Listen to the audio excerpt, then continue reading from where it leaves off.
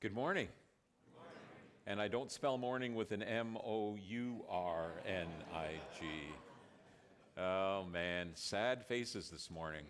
We're going to perk you up, and I'll try not to remind you too many times about what happened last night.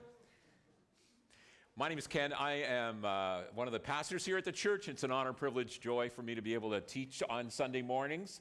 And this morning we're going to dive into a passage in the Bible. We're going to work our way through one chapter that I trust will be a challenge and a blessing to you. George was a student at a Bible college in Chicago. He was in his early 20s and he was diagnosed with cancer. And so 30 radiation treatments later, this man who was over 6 feet tall had plummeted down to 128 pounds. And as he lay in the hospital, he had all kinds of things. You can imagine what he's wrestling with. I'm so young, I'm going to die. I mean, that was the prognosis. And as people would come to his room to visit him, he began to ask them a question. It was like this common question he would ask people. What is your aim in life? What should be my primary aim in life? What should be my goal, my target, the thing that I should be pursuing most in life? He would ask people this, and they would come back with answers for him. And one of his friends came in one day after he kept asking the question and gave him a book. The book was called The Power of Love. So George sat there, read through the book, and when he got done reading the book, he said, the aim of my life is to learn and live out a life of love. Now, George recuperated from this sickness, and he became the president of Moody Bible Institute, the largest Bible school at that time in the world. And he went around doing conferences sharing about how important love is in our lives. And what he's saying about this is very similar to what Paul writes in 1 Corinthians chapter 14 and verse 1, where he says, follow the way of love. And the paraphrase of this from the Living Bible goes like this: make love your life's greatest aim. Can you read that off the screen with me? You ready? Make love your life's greatest aim. Make love your life's greatest aim. Now, everybody has an aim, a goal, a target that they're choosing to pursue in life. Maybe it's more than one. It might be money, it might be possessions, it might be position, it might be a number of things. And what we believe and what we're going to be talking about this morning is that our goal, our target should be about love. Love needs to be my dream, my passion, my longing. I want to learn to be a man of love. I want to learn to grow in love. And I don't know if you've noticed this, but when you think about what the challenges that God gives us, often they're very hard. Have you noticed that? They're hard. They're hard lessons in life to learn, and they're harder lessons in life to live out. This is one of those lessons where what God is calling on all of us to do is to become men and women and youth of love, to go after it, to make it first, to practice it, to make it part and parcel of how we live out each and every day. Now, what we're going to do is we're going to look at 1 Corinthians chapter 13. So if you've got a Bible or a device, you want to go there, we're going to go through all of the verses in 1 Corinthians chapter 13. 1 Corinthians chapter 13 is a pinnacle, a kind of mountain in the book of Corinthians. Paul has been dealing with a church that has a lot of problems. And what he does is he comes to chapter 13 and he goes, I want you guys to understand your motivation is wrong, your target's wrong. What you need to be doing is you need to be pursuing love. And so that's what he's going to push at this particular chapter, in this chapter. So let's dive in. Here's the question. Here's what we're going to look at. In 1 Corinthians 13, it tells us 4 reasons why love must be my life's greatest aim. 4 reasons why. We're going to look at each of those reasons, okay? Here's the first reason: the necessity of love. What Paul's going to do right away in the first 3 verses is say to us, love is absolutely necessary. It's vital. It's essential in your life. So he begins with those first 3 verses. Here's what we go. If I speak in the tongues of men or of angels, the Corinthians were engaged in this a lot, but do not have love, you can have all those kinds of wonderful things. I'm only a resounding gong or a clanging cymbal. A resounding gong, a gong, or a clanging cymbal is not a pretty sound. It's just noise. It's like garbage cans blowing around in a back alley with the wind, okay? Or cats fighting in the middle of the night when you're trying to sleep, when you've been up late watching a baseball game. Sorry, I didn't mean to bring that up. Number 2, if I have the gift of prophecy and can fathom all mysteries and all knowledge, and if I have a faith that can move mountains but do not have love, I am nothing.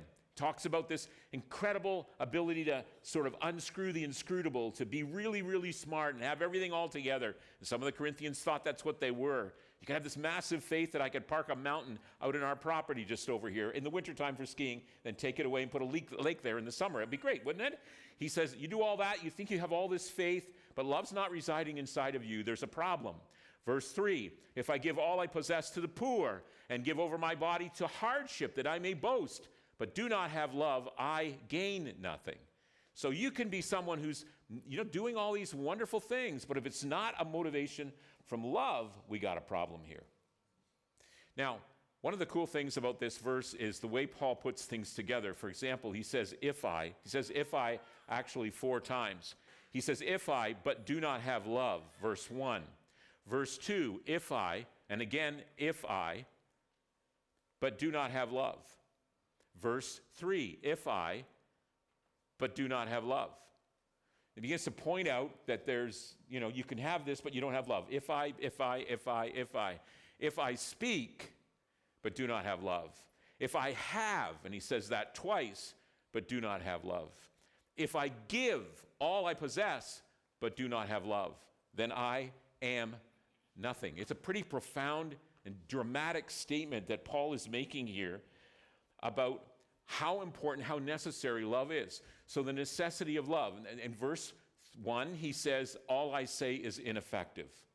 And again, let me just remind you, if I speak in the tongues of men or of angels, I've got these languages down, but do not have love, I'm only a resounding gong or a clanging cymbal. And the church of Corinth was really into speaking in tongues. That's what their main thing was. Languages that they didn't know or did not learn, and they would go off and they would cause problems in the church. And he's saying love is more important. Love should be your primary aim.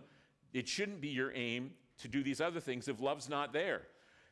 He says, all I say is ineffective. All I have is insufficient. You remember the verse, if I have the gift of prophecy, can fathom all mysteries and all knowledge. Okay, I am like, woo, my brain is incredible what I can do. I'm smarter than AI. And if I have a faith that can move mountains, but I do not have love, and he gets strong here. He's really trying to push a point, and he's exaggerating a bit. I am nothing, right? I am nothing. If that's what I'm counting on to be something, sorry, doesn't work. All I say is ineffective, all I have is insufficient, and all I give is inadequate. So he says this, if I give all I possess to the poor, this is incredible sacrifice here, and give over my body to hardship, in other words, I'm a martyr for my faith, that I may boast, if that's the drive, but do not have love, I gain nothing. You kind of see how important love is, right? He's really driving this point home. And if I wanted to do a little bit of Bible math, I might look like this. All eloquence, plus all knowledge, plus all faith, plus all sacrifice, that's a minus, love equals, what's the word? Nothing. Equals nothing. So what he's doing, again, here, is he's driving home how necessary love is, how critical it is that we become men and women who love, who grow in love, who become strong in love. When I'm talking about love, I'm not talking about a slushy, mushy, gushy emotion. I'm talking about an action. We'll see that in just this next point. So the necessity of love in verses 1 to 3, and then he talks about the characteristics of love. And what he's saying here is, when you look at love and understand what love is, the characteristics of love will make you go, whoa, I need to make that my life's greatest aim. Because the characteristics of love are incredible. They're absolutely amazing. Now, love, okay, let me give you a definition of love. Love is the decision I make to actively, wisely, and sacrificially give myself for the good of another. There's a sacrificial element here. And a key point is this: love is a verb. Can you say that with me, please? Love is a verb. It is an action. When I'm officiating marriages and there's a couple at the front of the chapel, the church, and she looks amazing and he looks okay. When we're standing there, okay, what happens is that they're going to make a promise to not feel love. How can you promise that, right? That's going to be pretty difficult. They're going to promise to act love in front of a whole bunch of people. They're sort of telling everybody, my command in marriage now is that I love my spouse. That's what they're saying.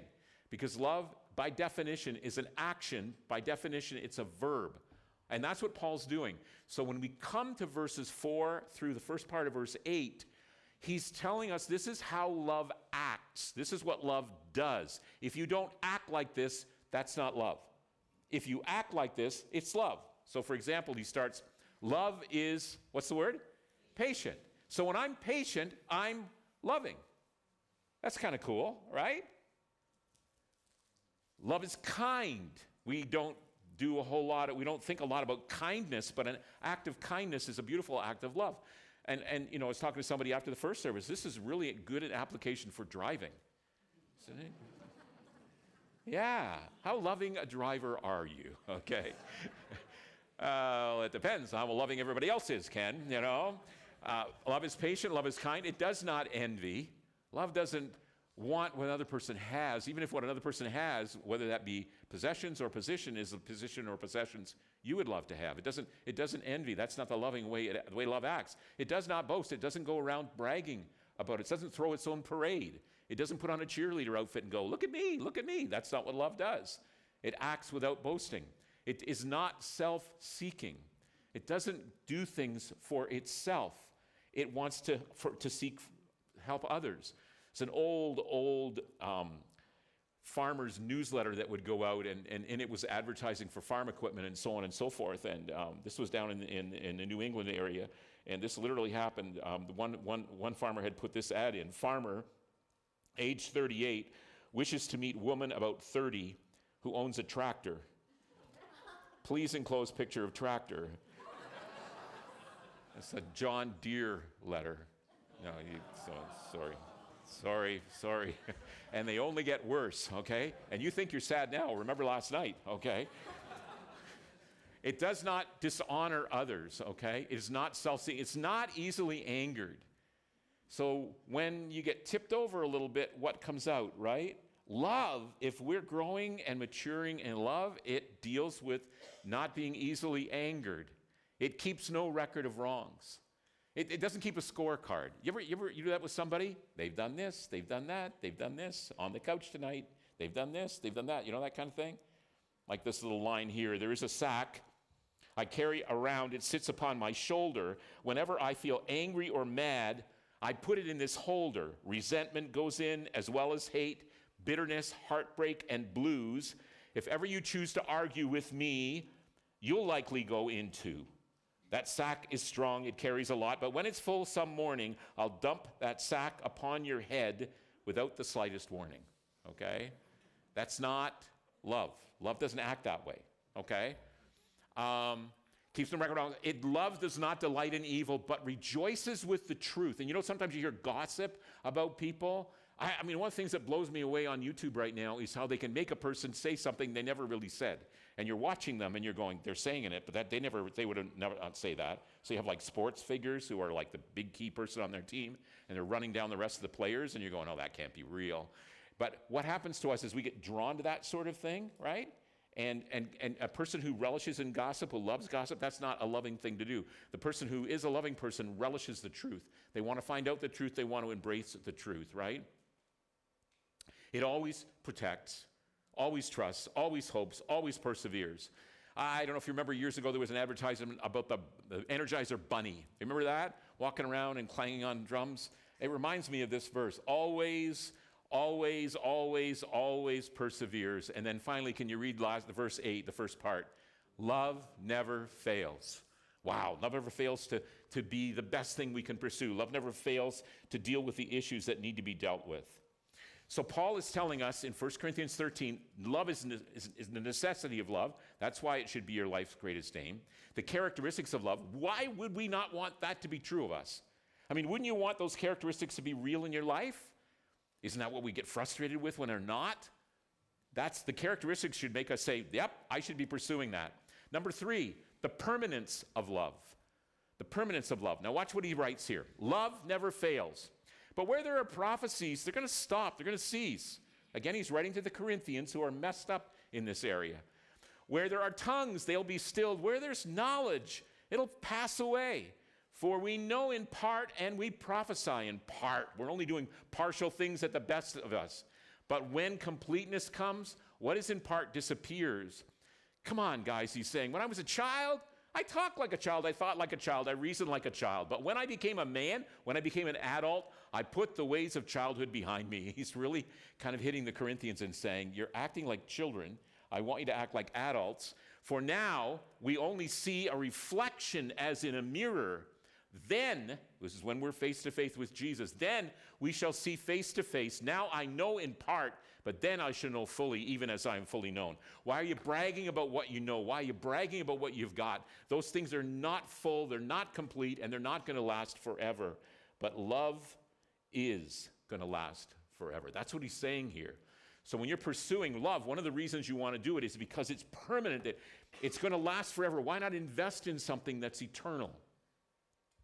Imagine that I'm a billionaire and I have a hobby, and my hobby is collecting soap bubbles. I love soap bubbles. And I travel around the world in my massive airplane with these monstrous crates, and I gather up soap bubbles. Some soap bubbles are massive, and the colors and the beauty of them, I'm so drawn to it. And I've built a giant museum in Toronto, acres and acres of museum that I'm going to fill with all these bubbles. And people are going to come around from around the world, and they're going to look at these bubbles that I've gathered. But what I've discovered is I get the bubble, and then it's gone. And I got to keep looking for bubbles. And you're thinking to yourself, you're a wacko if that's what you're going out and collecting, right? Right? Everything is, Paul is saying, that the Corinthians are chasing to believe in somehow that's something that they should be investing in and prioritizing. He says, compared to love, they're nothing, and they're not permanent. Love is different. Love is something that impacts a person in dramatic ways. God recognizes it and values it and honors it. So the necessity of love makes it one of the reasons I need to pursue it. The characteristics of love, why would I not want to be like that? The permanence of love, it lasts forever. The others do not. And then the greatness of love. It's kind of like he comes to the end and he goes, and great, it's just great. Okay, he doesn't know what else to say. Quiz. I'm going to get you to choose one of three things, okay? And I want you to imagine that you have never read this verse before that I'm going to quote for you, 1 Corinthians 13:13. So you're in church and I'm telling you, ignore the Bible, okay? Just for a second. I want you to ignore verse 13. And I'm going to ask you this. If I could give you faith, if I could bless you with faith, would you choose that of the three things I'm going to mention? One option is faith. And you would have a faith that you could heal people just by speaking. You could move mountains around and lakes around just by speaking. You have a faith that is so profound and so amazing that you can do all of that sort of thing. That's one option. Will you choose faith? The second option is hope. Imagine that you had a power to bring hope to people who are hurting, people who are confused, people who have all kinds of circumstances around them that are causing them great chaos and great difficulty, and you can bring them hope just by speaking it into their lives. You can pick faith, you can pick hope, or you can pick love. Which of the three would you choose? Okay, Paul, tell us. Here's what he says. And now, these three remain: faith, hope, and love. But the greatest of these is love. I want you to hear this. The greatest of these is love. How often do we pray and long for faith and long for hope, and how little do we pray and long to be men and women of love? And yet, what Paul's telling us here is the greatest of the three is love. And love is something that we need to bring into our worlds and come to God and say, God, I want to be a man and a woman of love. Help me as I go through this week. As you bring circumstances into my world, help me to recognize they may be opportunities for me to learn to love better, love bigger, love more deliberately. I want to grow. I want to look back on last year and say to myself, I love more than I did last year. I've grown in that. I love people I didn't love before. I'm more patient when I'm driving. I don't keep a record of wrongs like I used to. The envy's not as strong as it was. It bursts up sometimes. God, that's what I want to have happen in my life. Would that not be the most important prayer that Paul's calling on us to embrace? I think so. I think so. The necessity of love, that's why it should be our life's greatest aim. The characteristics, why would we want anything else to be true? The permanence of love, it lasts forever. It's not going to disappear. We're going to be growing in it. And then the greatness, it's just the greatest thing. It's just the greatest thing. And it's so important for us to remember that.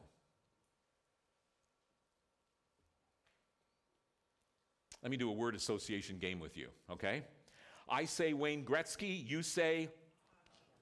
Good job. Let me try it again. I say Wayne Gretzky. You say? All right. I say Vladimir Guerrero Jr. You say? With sadness in your face. Sorry I brought that one up again, but I say Jesus. You say love. I say your name. Awesome.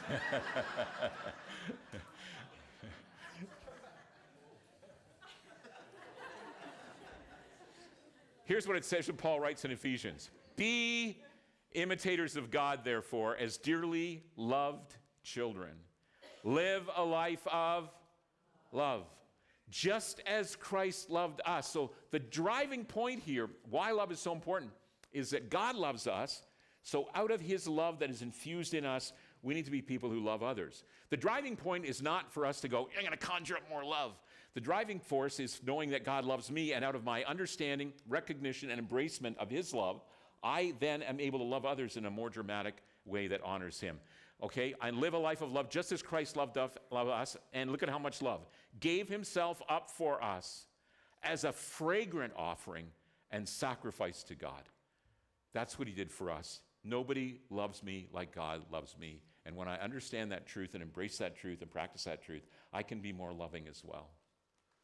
Okay, big challenge, right? I love it when I get challenged and I get to share it with you. And you get challenged now too. Well, here's the question. How will I know if love is my life's greatest aim? How will that show up? Oh, watch this. I will know love is my life's greatest aim when, number one, love is my mandate. Love is my mandate. Love is I see it as a command. I don't see it as something that's an emotional response to a situation. I keep in the back of my mind this truth that I need to love that person because God calls on me to love, because God has called me as his follower to love.